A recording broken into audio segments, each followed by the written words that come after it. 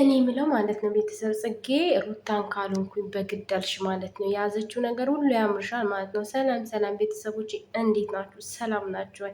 እኔ ምለው ማለት ነው ሩታዬ በጣም አምሮባታል። በነገራችን እንደፈለገች መሆን ትችላለች። ሁላችሁም ስራ ነው የምትሰራው። በቃ አንዳንድ የምትሳደቡ ልጆች አላችሁ ማለት ነው። አይመለከታችሁም። ልጅቷ ስራዋን ትስራበት።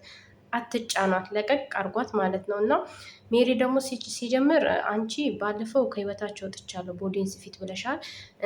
ከዚህ በፊት ፍቅርን ማስፈራርተሻታል። ጽጌንም ደግሞ ትናንትና አብርሽ አጠገብ አንቺ ምን አገባሽ ስለ አብርሽ ማለት ነው። መጀመሪያ እኮ አብርሽን ጠፍጥፈሽው ብዙ ነገር ብለሽዋል ማለት ነው። ዛሬ ላይ አንቺ ለአብርሽ ምን አገባሽ? ይመለከትሻል?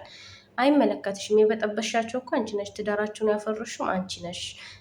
ሁሉም ሰው ያውቃል ማለት ነው። ዛሬ ደግሞ ያበላሸውትን ላስተካክል ማለት ግን እንደዚህ አይደለም። ሩታኑ ደግሞ 3 ቀን 4 ቀን ሄደሽ ምናምን የት ሄዳ መጣች? የትም አልሄደችም። ኢትዮጵያ ውስጥ ነው ያለችው። የት ሄደች? እስኪ ንገሪን። ውሸታችሁ ግን አይጣል ነው። አንዳንዴ ውሸት በጣም ነው የሚወጣባችሁ። የትም አልሄደችም። ያለችው ኢትዮጵያ ውስጥ አገር ውስጥ ነው። የሆነ ቦታ ወጣ ብለሽ ለ3 ቀን ለ4 ቀን ስመጭ ትቀያየር ያለሽ እና እያለቀሰች ትምጣለሽ። እንዲ አንቺ የምትፈልጊው እያለቀሰች እንድትመጣ ነው። እኛ ደግሞ የምንፈልገው ፈታ ብላ ዘና ብላ እንደዚህ ሆና እንድትመጣ ነው የምንፈልገው ማለት ነው። ሁሌ እያለቀሰች እንድትመጣ አንፈልግም።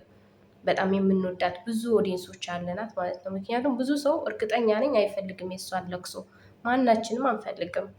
እና ደግሞ አንቺ በቃ ከህይወታቸው ውጪ።